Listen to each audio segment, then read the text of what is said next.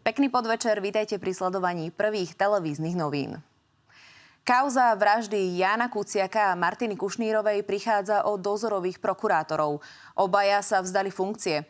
Dôvodom sú nezhody s vedením prokuratúry ohľadom ich ďalšieho pôsobenia, ako aj samotná situácia v tejto inštitúcii. Ich bývalý šéf Daniel Lipšic hovorí o pomste. Parlament stihol v skrátenom legislatívnom konaní prerokovať viacero zákonov. Mnohé majú urýchliť výstavbu. Medzi nimi je aj návrh, ktorý vytvorí štatút tzv. Strategickej investície. Rokovanie sleduje Martin Prôčka. Martin, o čo konkrétne v návrhu ide? Zatopené cesty, centrum aj apartmány. Dubaj postihli historické záplavy. Prudké dažde vyradili z prevádzky tamojšie letisko, ktoré patrí k najrušnejším vo svete. Odrezaní od sveta zostali aj mnohí Slováci, ktorí tam žijú alebo dovolenkujú. Rusi tvrdo zaútočili na ukrajinské mesto Černihiv. Na mesto dopadli 3 rakety. Záchranári vytiahli spod trosiek 15 mŕtvych tiel. Zranených je 60 ľudí vrátane detí. Z práce sa už domov nevrátil. V chemickej spoločnosti Duslo Šaľa sa stal smrteľný pracovný úraz. O život prišiel 61-ročný muž. Na mieste je už Roman Rudkaj. Roman, čo si prosím zistil o tragédii? Ani odmena nepomohla. Kormorány naďalej robia rybárom škody. Chráni ich zákon, no poľovníci mali na odstrel sezónnu výnimku. No ani to nezabralo. Kým si študenti sadnú do strojov, s ktorými sa reálne pracuje v lese, musia si to nacvičiť na trenažéroch.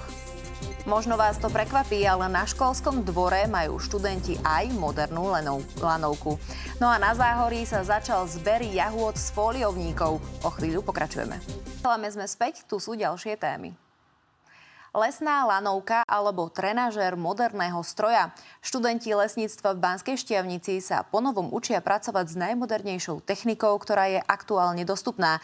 Zriaďovateľ do nej investoval vyše 3,5 milióna eur. Študentom prinesie viac bezpečnosti pri práci v lesoch. Už drobná ranka im môže spôsobiť vážne problémy. Hemofilici sú ľudia s poruchou zrážanlivosti krvi. Choroba je dedičná. Zvýšiť povedomie o tomto ochorení má aj dnešný Svetový deň hemofílie. My sme našli v Martinskej univerzitnej nemocnici na hematológii lekára, ktorý sám trpí týmto ochorením. Aj pol roka po vpáde Hamasu do izraelských kibucov sa preživší teroristického útoku len ťažko spamätávajú z tejto traumy. Vládu vinia, že im neposkytuje dostatočnú pomoc. Viac ako 50 účastníkov festivalu Nova si už údajne vzalo život. Už sú červené. Vo fóliovníkoch na Záhorí začali so zberom jahôd. Tento týždeň ale môže byť pre pestovateľov ešte nebezpečný. Poškodiť by ich mohol prízemný mráz.